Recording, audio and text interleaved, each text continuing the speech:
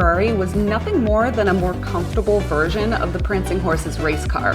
But as time went on, Ferrari realized there was a huge desire for true long-distance grand touring cars. And so the factory took a stark divide between their race cars and their comfort-focused cars. In 1967, at the Paris Motor Show, Ferrari redefined grand touring sophistication with the introduction of the 365 GT 2+2. It was the first car to roll out of the factory with power steering, air conditioning, an independent rear suspension, and hydraulic self-leveling system as the standard and not as an option.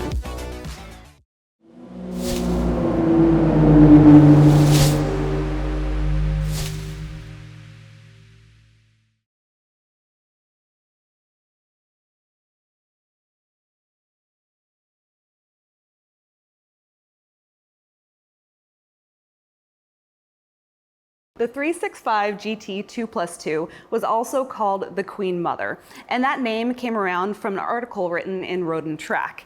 And some people took that name to be a little despairing. They thought this car was very large and heavy, which it is. This car is over 16 feet long. But other people took that to mean it has this regal aura to it. And I tend to side with the regal aura because even though this car is large, it made it to where the 4 seats in the car were actually usable. A lot of Ferrari 2+2s, the back seats are no more than glorified luggage space, or maybe you could put a small child in there. This car is something that 4 people really could sit in, and in comfort too. It not only had the extra space, but because it came standard from the factory with the power steering and the air conditioning and the self-leveling system, this car was something that you could actually drive across the country in comfort with the air conditioning going, with your friends in the car with 0 issues. The self-leveling system on this car was revolutionary and very important. So Ferrari worked closely with Koni to create these hydraulic shocks. If I'm driving in this car by myself, it stays level. But if I load up this car with 3 passengers and all of our luggage, that extra weight, the self-leveling system made sure that the car would still stay level. It was very important to have in a car that was meant to drive long distances with multiple people in the car. The 365 GT 2+2 was designed by Aldo Broverone from Pininfarina, and it's no wonder it has such elegant and beautiful body lines because Aldo was the guy who also designed cars like the Dino and the 500 Superfast. From 1967 until 1971, they only built 801 of these cars. That may seem like very low production, but at that time, that was really high production for Ferrari. But Ferrari realized that there was a real desire for grand touring cars. So back in the day, they would dub their grand touring cars the America. They were called America because people would drive much longer distances, and so they'd want that extra level of comfort because they were expected to drive a lot longer and be in the car for greater distances. Those cars were such a success and there was so much desire for them that Ferrari really started ramping up production of their grand touring cars.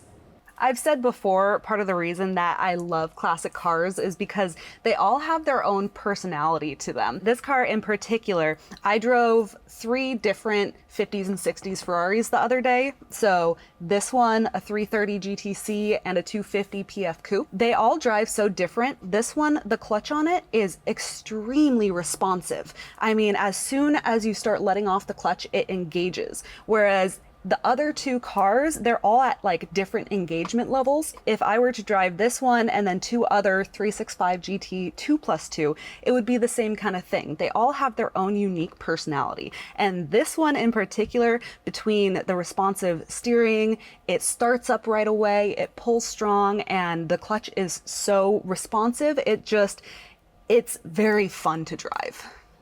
I've talked a lot about how luxurious this car is, but when it comes to Ferraris, it has to have that powerful engine to match. The ultimate grand touring car is one that combines that comfort, along with the performance. And that's what you get with this car.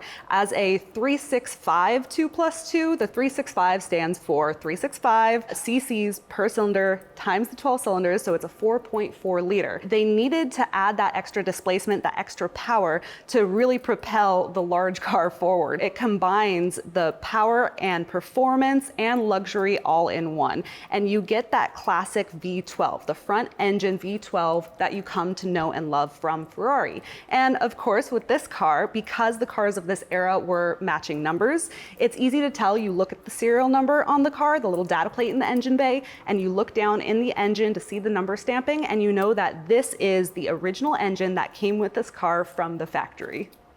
If you're looking for a 4-seater classic Ferrari, there are a few different options, but most of those cars don't have that actual rear seat space. If you need something that you can actually fit your kids or your friends in, then the Queen Mother is the ultimate choice. It combines that power, performance, luxury, comfort, and that extra space that you want out of a classic 2+2. I hope you guys have enjoyed this video and learned a little something new about the 365 GT 2+2. If you like this, then please subscribe and stay tuned because we got a lot more coming very soon.